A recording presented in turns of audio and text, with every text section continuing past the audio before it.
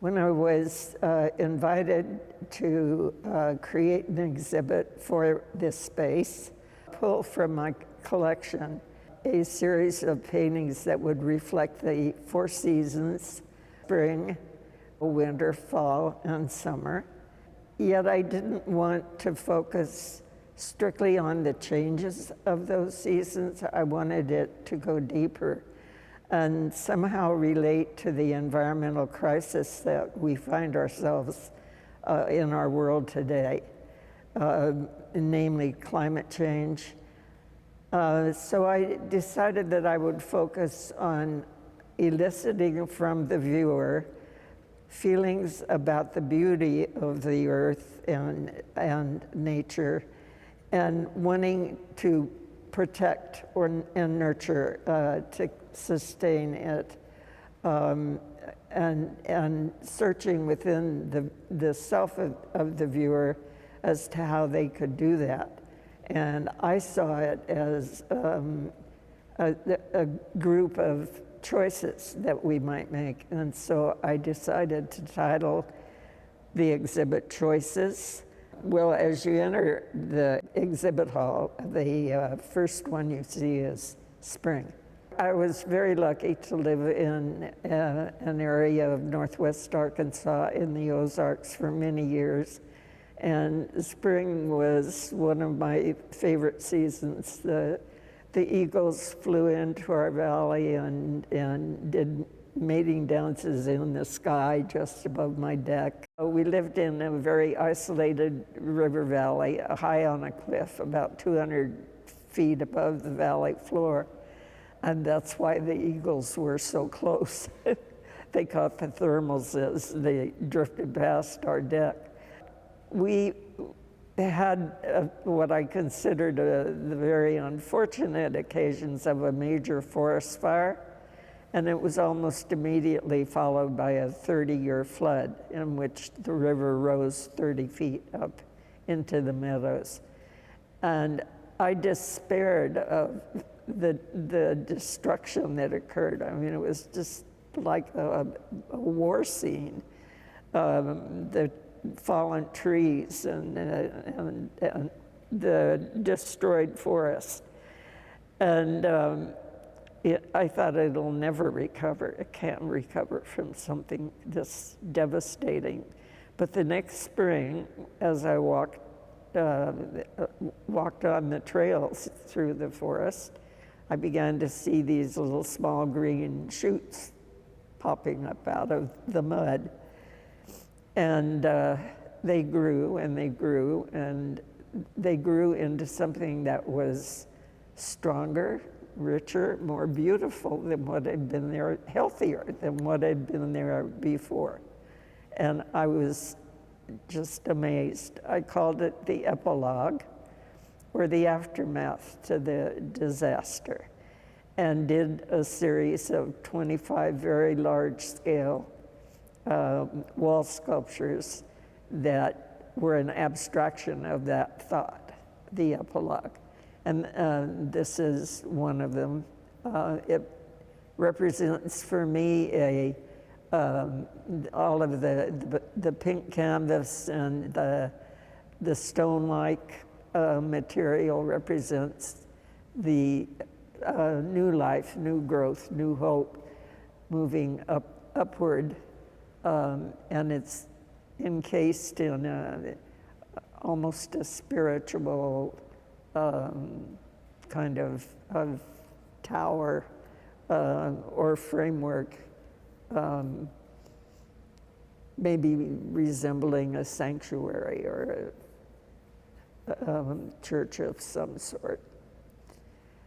What I hope the viewer experiences as they walk through spring is rebirth.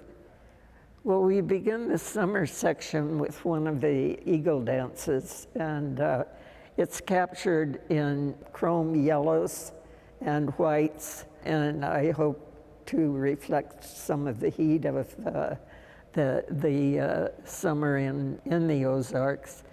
It's encased in a glass vitrine that was loosely based on some of the framing of Japanese art that I observed when I traveled to Japan.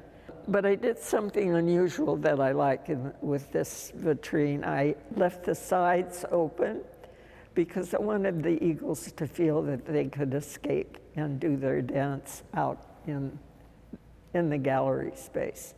So that's the first piece that you see, and it's followed by two very small pieces that are takeoffs from Ra, which they are sunbursts that coil out into outer space from the surface of the sun.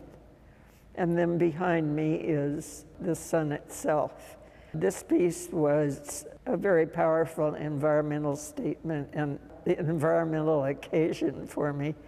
The wood comes from trees that were destroyed in a tornado in Arkansas, and it cut a swath in a friend's farm that was about a half a mile wide, and he invited me to harvest the branches and use anything that I could.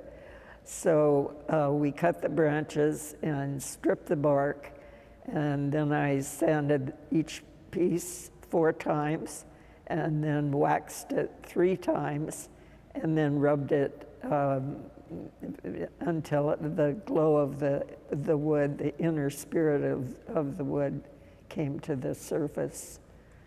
I like the way the shadows interact and become a part of the piece and create actually some movement that as you walk past you're aware of it shimmering. My husband and I went to Northwest Arkansas to install a very large piece at the Crystal Bridges Museum of American Art.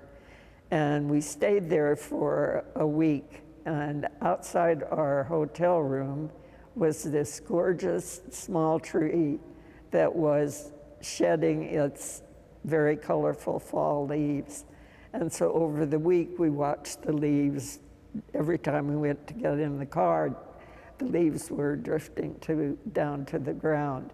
And I knew that I wanted to do a series of these trees. So when I returned to Manchester, I did the first tree, and it was an Arkansas tree. But then I needed more trees. Fortunately, it was fall, and my husband drove me around the southern Vermont countryside, and I photographed, and he photographed various trees that I brought back into the studio, and that was the result of the series. It was a series of 9 large works, and there are 4 left. The paper is Japanese kozo paper, so you see a bit of the mulberry bush from which it was derived embedded in the paper, and that gives me a strong sense of relationship of the tree to the earth. The colored paper is also Japanese kozo paper, but it's tissue, and there is no bark embedded in it. And it provides, for me, a very translucent feeling. That it speaks of the fragility of the earth and our need to protect that to see that we pass it on to our children and our grandchildren, and not destroy it, which right now with the oil spills in California destroying the wildlife along the coast, it's a pretty frightening prospect. So I hope that people look at these trees and see their delicacy and their need for us to make a choice to help them survive. And then we end with winter. Winter it provides an opportunity for the exhibit to become a mini retrospective. They were done in 1964 and were some of the first professional art pieces that I made. And then the trees, which we just left, are some of the most recent. So it represents something close to 60 years of making art. I was so struck when, as a Californian, I moved to Vermont by the power of winter. It's something you don't experience out there. We would drive to the Dartmouth Skiway and pass small streams and rivers of different shards of ice that cracked and different translucent blues that were just absolutely beautiful. And I knew that I wanted to do a series that gave homage to those visions. And winter was the result.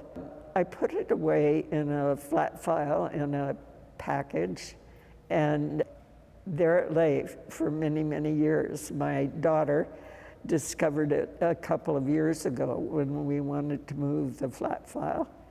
I was so amazed. I took it to the Williamstown Conservation Center at the Clark, and they preserved it. And the pastel had never been sprayed or fixed, and so they recommended that we not do that because it was apt to absorb the color and destroy it. So they put a static-free glass across it and then sealed it completely and then framed it. Those pieces are very, very special to me emotionally. It's quite a thrill to look at something you did 60 years ago and then look at your work today and find the constancies in it, find what was so deep that it stayed with you all those years. My interest in conservation had probably always been within me and my love of nature, but it was not articulated until, or at least defined, until 1990. My husband, who was an astronaut, and I attended a United Nations Earth Day celebration, and Jerry was up on the dais with 40 astronauts and cosmonauts from the Eastern Bloc who were invited to come and talk about what they thought when they looked back at Earth for the first time and saw the Earth. And the audience had simultaneous headsets, but the astronauts and cosmonauts did not. And so unless they knew more than one language, they didn't know what was being spoken. 6 different languages addressed that question. I'm not sure I can remember them all, but it was English, Spanish, French, Russian, German, and Saudi. I did. And so when it was over, my husband came down and said to me, "What did they all say?" And I had tears in my eyes. I said, "You're not going to believe this. They all said the same thing. They used the same words in these 6 languages. They spoke about the beauty of the earth. They used the term beauty, fragility, steward, protect and nurture and sustain." I was just blown away. They all saw the same thing and described it in the same way, and this is not how perception works. Usually it's highly individually. So I knew that I had to do a series on this, and I went home for 20 years, I could not get the images. I tried everything, and I finally just let it go. And then one day the images began to come to me and burst forth into just a constant stream of work. I worked very hard every day for many days, and developed an exhibit which I called Our Fragile Home.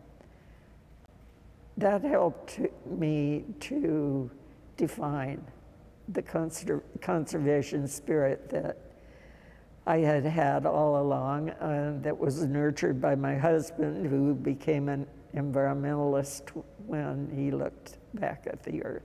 Commenced came from the same tornado that the branches in Raw came from, and the owner of the property lugged it up to my studio and said, "I know you'll do something with this."